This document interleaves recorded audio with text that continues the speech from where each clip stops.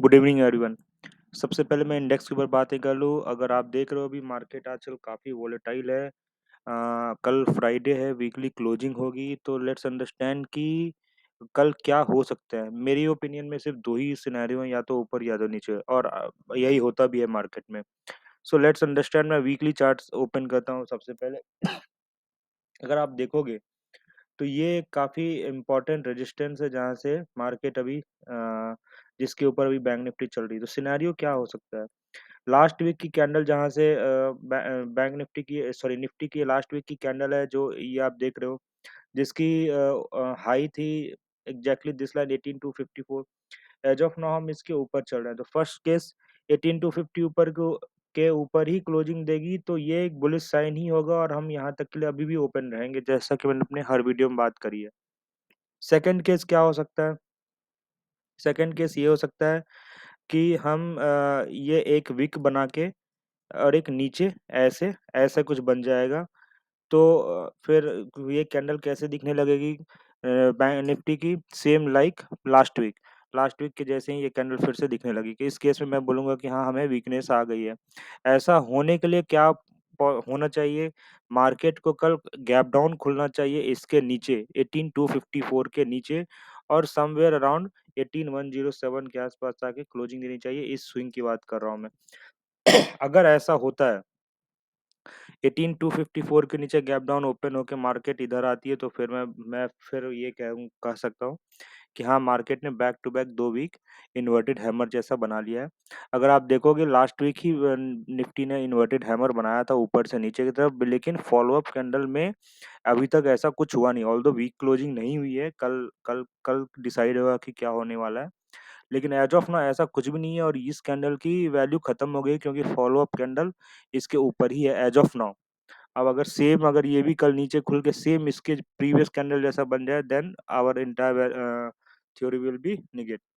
तो फिर मैं बोलूँगा कि ये अब काफ़ी मेजर रेजिस्टेंस हो गई है एंड मार्केट अब नीचे जाने के लिए चांसेस है। बट एज ऑफ नाउ ऐसा कुछ भी नहीं लग रहा है और मुझे लगता है ये इसके ऊपर ही सस्टेन कर जाएगी। ओके। और अगर आप देखोगे पिछले 3 दिनों से निफ्टी ने इवेंट भी चली गई, लेकिन निफ्टी ने अभी तक 18,260 को ब्रीच नहीं किया है। अगर मैं बैंक निफ्टी की बात करूँ, तो बैंक निफ्टी पे जाते हैं वीकली चार्ट पे।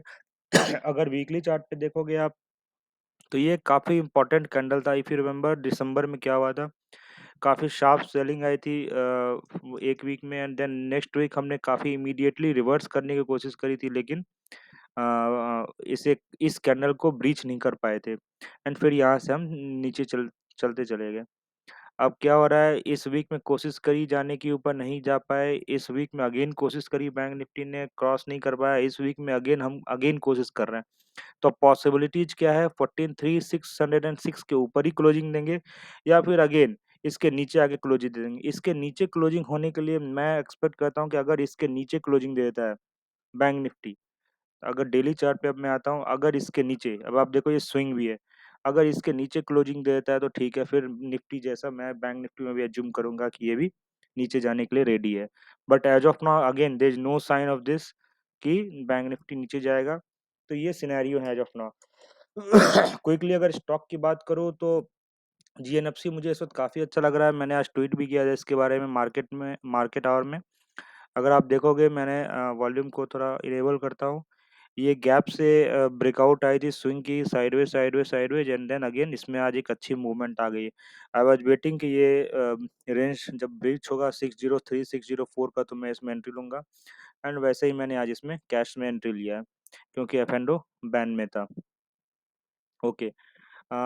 डॉक डिवीज लैब पे बात करूं, अगर कल मैंने इसके ऊपर बातें की थी, तो डिवीज लैब में देख लेते हैं क्या हुआ है। तो ये तो काफ़ी क्लियर है कि डिवीज लैब की अगर ये सेलिंग कैंडल थी डेली चार्ट पे, सॉरी, ये मैंने बीएससी का खोल दिया, एनएससी देखता हूँ। ओके। तो अभी आप देखो क्या हुआ।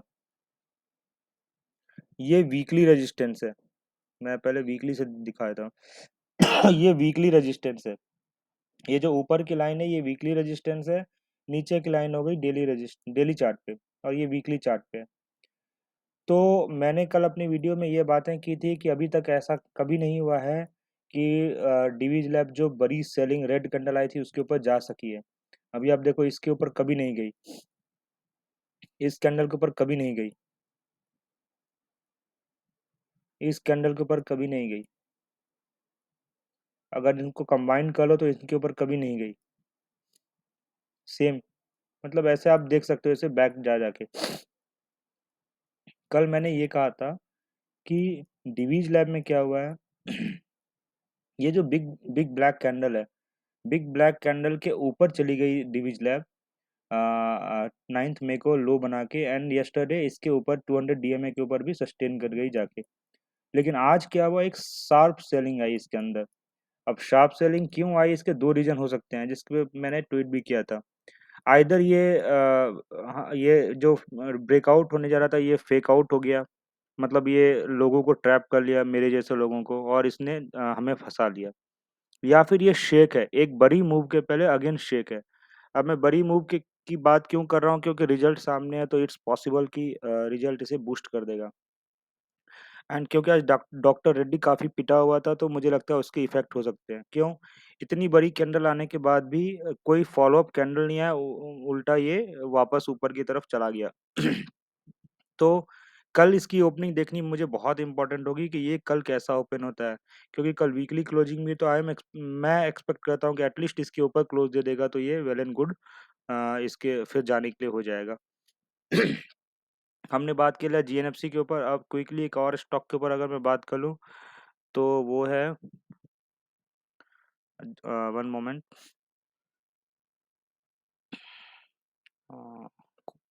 This is Colpal, Colgate Palmolive. तो कोलगेट पैमलिव अगर आप देखोगे, कल रिजल्ट है, रिजल्ट के पहले ये काफ़ी अच्छी मूवमेंट आ रही है इसके अंदर, एंड मैं एक्सपेक्ट करता हूँ कि ये 1670 तक जा सकती है। एक और स्टॉक है जो मुझे अभी इमीडिएटली याद आ गई, वो है अल्ट्राटेक, जिसके ऊपर मैंने ट्वीट भी किया था। इसकी ये काफ़ी अच्छी थ्योरी थी कि अगर आप ऐसे देखोगे, इसे इस बॉटम से इस टॉप को करते हैं, तो ये देखो आप 0.618 यानी कि 61.8% पे आ गए, इसने हॉल्ट लिया और यहीं से फिर इसने बाउंस किया। अब ये तो हो गई इस बॉटम से इस टॉप की बात। अब जब मैं इसे वापस इस टॉप से इस बॉटम को अगर जब रिट्रेस करता हूँ, तो फिर मैं देखता हूँ कि जिस वक्त ये 61.8% के ऊपर आई, इसमें मूवमेंट आनी शुरू हो गई। इसने ब्रेक करना चाहा 9 मई को, बट फेल हो गया। कल अगेन इस क्लोजिंग के ऊपर ही क्लोजिंग हुई थी, एंड आज इसने फाइनली इसे ब्रीच कर दिया है। तो I am expecting a good move in UltraTech cement also. So let's see कल मार्केट में कैसा होता है, वीकली क्लोजिंग कैसी होती है। Let's meet you guys tomorrow, thank you very much.